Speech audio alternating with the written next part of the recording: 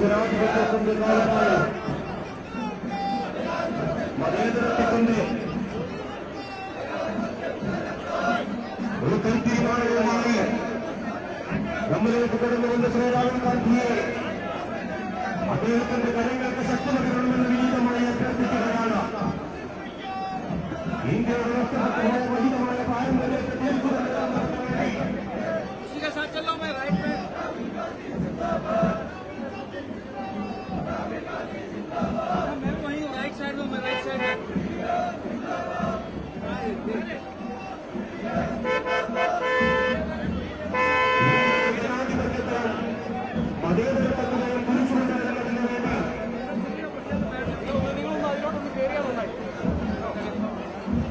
Front കയറില്ലട്ടോ,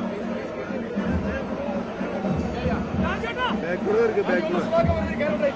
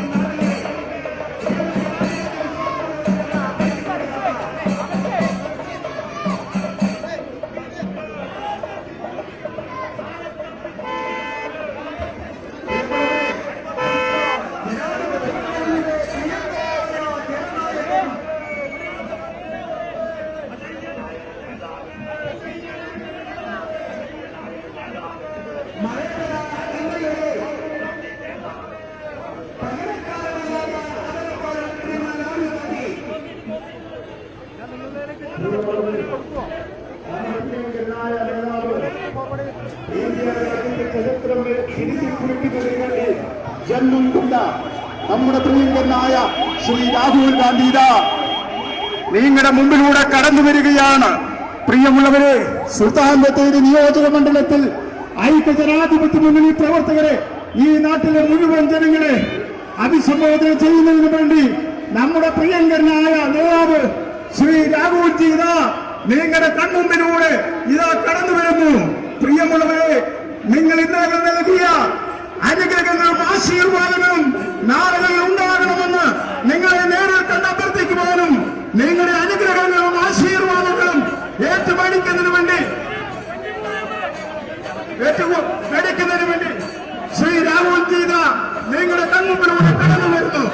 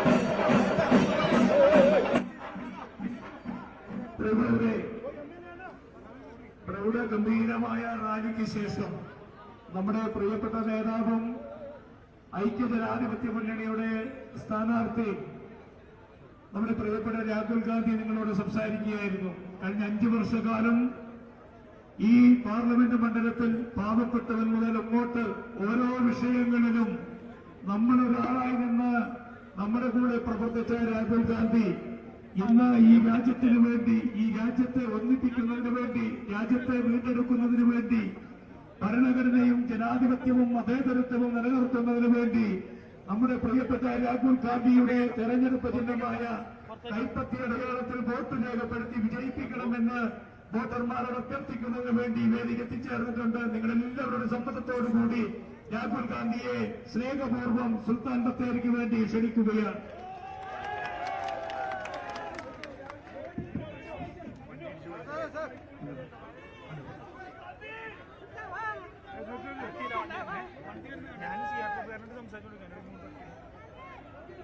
I would like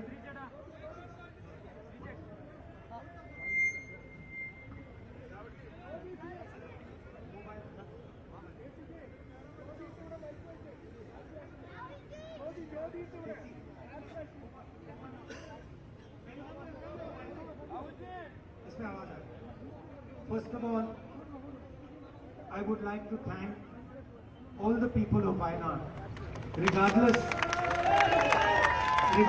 of their political thinking. I'd like to thank all of them. Hello, how are you? Nice to see you. No, you translate. So I would like to thank all the people of Wayanad, regardless of their political affiliation, their political thinking, for the love and affection they give me all the time. ആദ്യമായിട്ട് വയനാട്ടിലെ എന്റെ പ്രിയപ്പെട്ട ജനങ്ങളുടെ, നിങ്ങളുടെ രാഷ്ട്രീയ വ്യത്യാസത്തിന് അതീതമായി, നിങ്ങളുടെ രാഷ്ട്രീയ താല്പര്യങ്ങൾക്ക് അതീതമായി എല്ലാ കാലവും എനിക്ക് സ്നേഹം നൽകുന്നതിന്, എനിക്ക് നൽകുന്ന സ്നേഹത്തിന് നിങ്ങൾ എല്ലാവരോടും ഞാൻ ഹൃദയം നിറഞ്ഞ നന്ദി രേഖപ്പെടുത്തുന്നു. When I say that people of Wayanad are like my family, I mean every single person of Wayanad is like my family. വയനാട്ടിലെ ആളുകൾ എന്റെ കുടുംബമാണെന്ന് ഞാൻ പറയുമ്പോൾ എനിക്ക് വയനാട്ടിലെ നിങ്ങൾ ഓരോരുത്തരും, ഓരോ വ്യക്തിയും എന്റെ കുടുംബത്തിലെ അംഗങ്ങളെ പോലെയാണെന്ന് പറയാൻ ഞാൻ ആഗ്രഹിക്കുന്നു. Sometimes in one family, brother and sister might have slightly different political views. ചിലപ്പോ ഒരു കുടുംബത്തിലെ സഹോദരനും സഹോദരിക്കും വ്യത്യസ്തമായ രാഷ്ട്രീയ ആശയങ്ങൾ ഉണ്ടായേക്കാം. That does not mean that the brother and sister do not love each other, care for each other, respect each other, look after each other. ഒരു കുടുംബത്തിൽ സഹോദരനും സഹോദരിക്കും വ്യത്യസ്ത അഭിപ്രായ വ്യത്യാസങ്ങൾ ഉണ്ടായാൽ അതിന്റെ അർത്ഥം ആ സഹോദരനിക്കും സഹോദരിക്കും പരസ്പരം സ്നേഹമില്ല, അവർ രണ്ടുപേരും പരസ്പരം കരുതുന്നില്ല, അവർ രണ്ടുപേരും പരസ്പരം അന്വേഷിക്കുന്നില്ല എന്നല്ല. I think the starting point of politics is respect of other human beings. ഞാൻ പറയുന്നത് രാഷ്ട്രീയത്തിന്റെ അടിസ്ഥാന തത്വം, രാഷ്ട്രീയം തുടങ്ങുന്നത് മറ്റു മനുഷ്യരെ ബഹുമാനിക്കലിൽ നിന്നാണ്. The fight today, the main fight is against the ideology of the RSS and the ideology of the Congress Party. ഇന്ന് ഈ രാജ്യത്ത് നടന്നുകൊണ്ടിരിക്കുന്ന ഏറ്റവും വലിയ പോരാട്ടം എന്ന് പറയുന്നത് RSSന്റെ പ്രത്യയശാസ്ത്രവും ഇന്ത്യൻ നാഷണൽ കോൺഗ്രസിന്റെ പ്രത്യയശാസ്ത്രവും തമ്മിലുള്ള പോരാട്ടമാണ്. And I want to explain a little bit about how I see this fight. ഈ പോരാട്ടത്തെ ഞാൻ എങ്ങനെയാണ് കാണുന്നത് എന്ന് നിങ്ങളോട് ഞാൻ അല്പം വിശദീകരിക്കാൻ ആഗ്രഹിക്കുന്നു.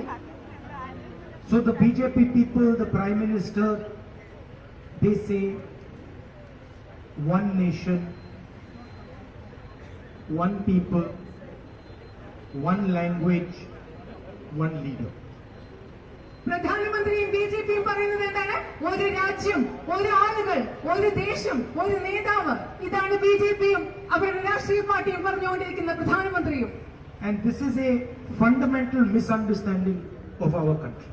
ഇതെന്ന് പറയുന്നത് ഒരു ദേശം, ഒരു നേതാവ് എന്നെല്ലാം പറയുന്നത് നമ്മുടെ രാജ്യത്തെ കുറിച്ചുള്ള അടിസ്ഥാനപരമായ ഒരു തെറ്റിദ്ധാരണയാണ്. Because language is not something that is imposed from the top. Language is something that comes out from inside the person, inside the heart of the person. ഒരർത്ഥത്തിൽ പറയുമ്പോൾ ഭാഷ എന്ന് പറയുന്നത് മുകളിൽ നിന്ന് അടിച്ചേൽപ്പിക്കുന്ന ഒന്നല്ല. ഭാഷ എന്ന് പറയുന്നത് മനുഷ്യന്റെ ഉള്ളിൽ നിന്ന്, മനുഷ്യന്റെ ഹൃദയത്തിൽ നിന്ന് ഉരുത്തിരിഞ്ഞു വരുന്ന ഒന്നാണ് ഭാഷ. To tell a person from Kerala that your language is inferior to Hindi, for example, is a insult to the people of Kerala. ഉദാഹരണത്തിന് കേരളത്തിലെ ആളുകളോട്, നമ്മൾ മലയാളികളോട് പറയുകയാണ് നിങ്ങളുടെ ഭാഷയായ മലയാളം ഹിന്ദിയേക്കാൾ താഴെയാണെന്ന് പറഞ്ഞാൽ അത് മലയാളത്തോടും മലയാളികളോടുമുള്ള അപമാനമാണ്. It is like saying what is coming out of your heart is inferior to what is coming out of the heart of a person in Uttar Pradesh. അതിങ്ങനെ പറയുന്നതിന് തുല്യമാണ്. മലയാളികളുടെ ഹൃദയത്തിൽ നിന്ന് വരുന്ന ഒരു കാര്യം, മലയാളികളുടെ ഹൃദയത്തിൽ വരുന്ന ഭാഷ, അത് ഉത്തർപ്രദേശിലുള്ള ഒരാളുടെ മനസ്സിൽ നിന്ന് വരുന്ന ഭാഷയെക്കാളും അതിനേക്കാളും താഴ്ന്നതാണെന്ന് നിങ്ങളോട് പറയുന്നതിന് തുല്യമാണ്. Malayalam is not just a language, it is your link to your civilization. Malayalam എന്ന് പറയുന്നത് കേവലം ഒരു ഭാഷ മാത്രമല്ല. മലയാളം എന്ന് പറയുന്നത് കേരളത്തിന്റെ സംസ്കാരത്തോട്, കേരളത്തിന്റെ നാഗരികതയോട് മലയാളികൾക്കുള്ള ബന്ധമാണ്. When a child is taught Malayalam, he is not just being taught how to speak, he is being taught the history of Kerala, the culture of Kerala, the affection, the respect of Kerala. That's what he is being taught. ഒരു കുഞ്ഞിനെ നമ്മൾ ഉദാഹരണത്തിന് മലയാളം പഠിപ്പിക്കുമ്പോൾ ആ കുഞ്ഞിനെ വെറും ഒരു ഭാഷ മാത്രമല്ല നമ്മൾ പഠിപ്പിക്കുന്നത്. കേരളത്തിന്റെ ചരിത്രമാണ് നമ്മൾ ആ കുഞ്ഞിനെ പഠിപ്പിക്കുന്നത്, കേരളത്തിന്റെ സംസ്കാരമാണ് നമ്മൾ ആ കുഞ്ഞിനെ പഠിപ്പിക്കുന്നത്. മറ്റുള്ളവരോട് കേരളത്തിലുള്ള ബഹുമാനവും സ്നേഹവുമാണ് മലയാള ഭാഷ പഠിപ്പിക്കുന്നതിലൂടെ നമ്മുടെ കുഞ്ഞുങ്ങളെ നമ്മൾ പഠിപ്പിക്കുന്നത്. So he is not just being taught how to speak, he is being taught how to listen, he is being taught how to believe, he is being taught how to respect. These are all things that come out of communication of the language. ഒരു കുഞ്ഞിനെ നമ്മൾ മലയാളം പഠിപ്പിക്കുമ്പോൾ ആ ഭാഷ സംസാരിക്കാൻ മാത്രമല്ല നമ്മൾ പഠിപ്പിക്കുന്നത്, ആ കുഞ്ഞിനെ കേൾക്കാൻ നമ്മൾ പഠിപ്പിക്കുകയാണ്, ആ കുഞ്ഞിനെ ബഹുമാനിക്കാൻ നമ്മൾ പഠിപ്പിക്കുകയാണ്. ഭാഷയിലൂടെ ആശയവിനിമയം മാത്രമല്ല, മറ്റുള്ളവരെ ബഹുമാനിക്കൽ, മറ്റുള്ളവരെ കേൾക്കൽ, സംസ്കാരം പഠിക്കൽ, ഇതെല്ലാമാണ് ഭാഷയിലൂടെ നമ്മൾ പഠിപ്പിക്കുന്നത്. It is the same